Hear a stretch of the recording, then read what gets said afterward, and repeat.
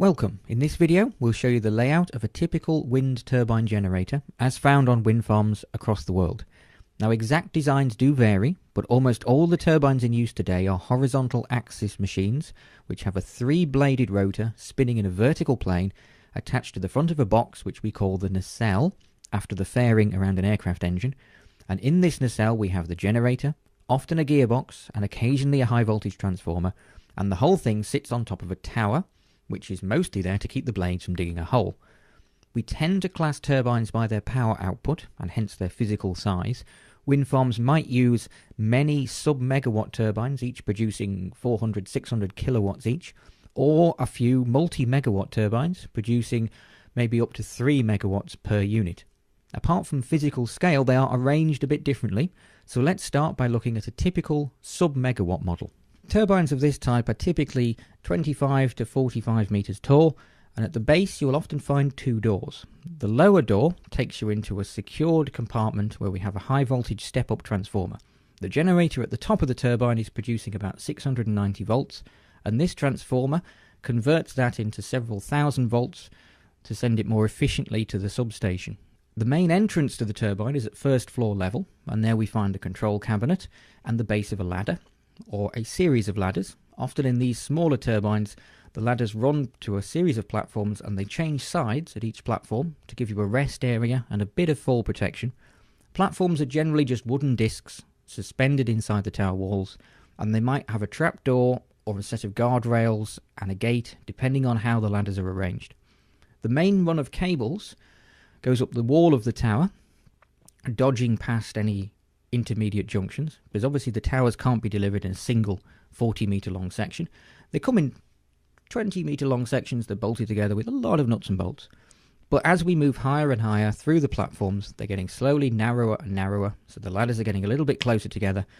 But eventually the main cables stop being attached to the wall and they hang freely in the center of the tower, so they can twist as the nacelle rotates to face the wind. If they twist too many times, the nacelle will spin itself around to remove the twists. But as we move up, now the cable goes through a hole in the center of each platform, and at the top of the tower we have a steel platform with a sealed trapdoor, which we call the yaw platform. Just above that we have the yaw ring with the bearings that allow the nacelle and the rotors to rotate around to face the wind. And this sealed platform acts as a bit of fire protection, also avoids people falling back down the tower, because at the top of the nacelle we simply have a hole through which we climb. And the nacelle in this case is a vaguely tapered tube. At the back we have the wind sensors, which give us speed and direction and allow the turbine to face into the wind and to change the angle of the blades. The nacelle itself is just a fiberglass tube. At the front we have a similar fiberglass cowl protecting the hub, which is a steel casting on which we have bolted our three blades, and the blades can turn or pitch so that the angle they form with the wind can be varied. Out of the back of the hub we have a shaft which leads into the gearbox, then a high-speed shaft through a brake into a generator, and that generator then supplies the electrical power, as I say, at about 690 volts all the way back down the tower to the base. And right at the back we have a cooling fan, as we're generating 500,000 watts of energy inside the nacelle. Some of that is wasted as heat, and without an efficient cooling system there is the potential for the turbine to catch fire. Now, the layout of a larger turbine is broadly similar, but some of the components are in different places, so let's start by looking at the tower section of a typical 2 megawatt turbine.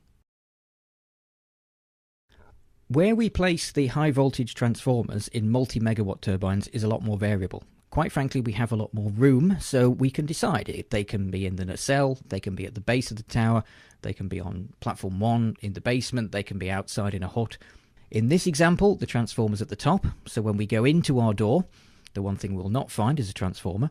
We do have the high voltage switches, this case on platform 2, but on the entrance platform we have the usual control cabinet and a lift, a little green box. And that lift will take two people to the top of the tower, or nearly to the top, without them having to climb the single, very, very long ladder. Almost all large turbines will just have a single run of ladder for the majority of the run up the tower. It will have a wire or a rail system, a fall arrest device fitted to it, but it is still a long slog up the ladder, which is one of the reasons why service lifts are so important.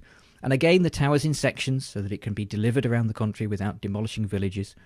Sometimes, if we're running a long distance and we haven't got room for a proper platform, we can put a half moon in place. No fall protection on the platform, but we assume you would keep your lanyards connected at this point because it's quite a long way down.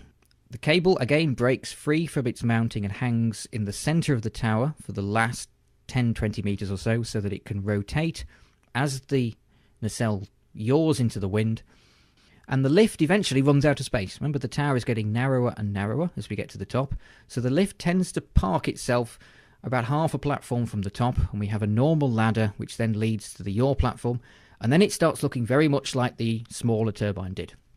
We have a yaw ring bolted to the underside of the nacelle, joining it to the top of the tower. Series of disc brakes run around that yaw ring to lock it in position when the wind isn't changing direction, and when it is, we have a series of either electric or hydraulic motors that rotate the entire mechanism around on the top of the tower. The layout of a multi-megawatt nacelle is again more variable than for a smaller version. We always have to have a generator, but we may not have to have a transformer. In a few cases, such as the famous Enercon egg-shaped nacelle, we don't even need a gearbox. They're direct drive. We just have a shaft linking to a motor, and then lots of extremely complicated electronics to condition that power for connection to the grid.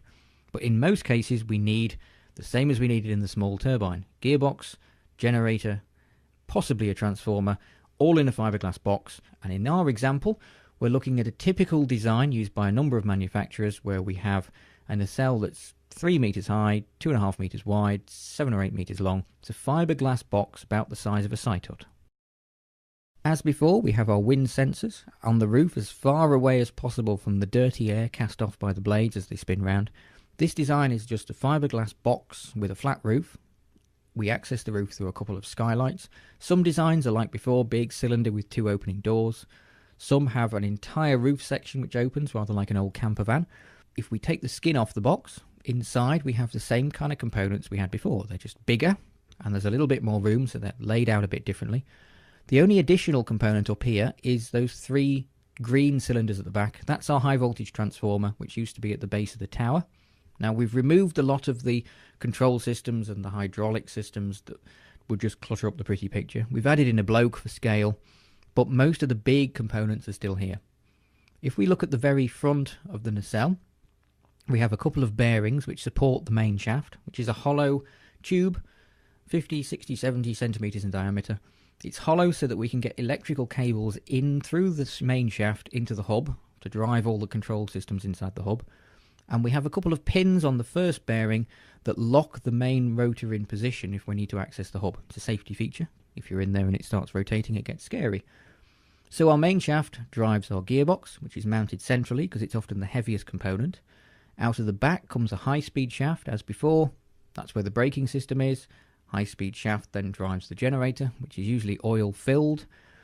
The generator then supplies 690 volts, in this case into our transformer, which is sitting right next to it. That high-voltage signal then passes through the switchgear and the cabinets, down the dropper cable, straight down to the bottom of the tower, through those switches on platform 2 and off to the substation.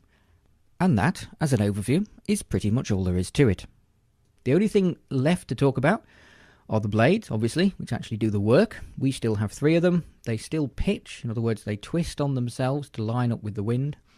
And you access the hub through the gap between this fiberglass cowl and the cast hub. It's a bit of a wriggle, but you wriggle through, usually feet first, crawl through the hole in the middle of the hub, and inside the hub we'll find the control electronics, the pumps, the motors and the batteries to control the pitch of each blade, rotating it on its own bearing to set the optimum angle for the wind. If we turn the blades through 90 degrees so they're edge on to the wind, there's no net turning force. It's a process called feathering, and the turbine will stop. Obviously there is a vast amount more going on inside a turbine, lots of wiring and control systems and lights and sensors and fire extinguishers, etc. But that is basically it, the general overview of most turbines that you find on wind farms today. Designs for the future will be significantly different, but at the moment, it's a windmill on a stick.